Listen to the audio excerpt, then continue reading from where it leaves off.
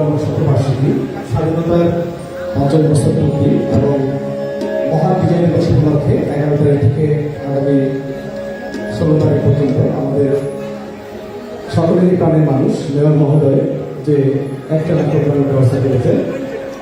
এই আনন্দ উৎসব, আলোচনা অনুষ্ঠান, নৃত্যানুষ্ঠান, গান, এই সব কিছুতে আমরা টাঙ্গাইল পুলিশের পক্ষ থেকে অন্তরস্থ থেকে তাদের ধন্যবাদ জ্ঞাপন করছি। আমরা সাড়ে দশটার একটি গান করছি, আশা করি আপনাদের ভালো লাগে।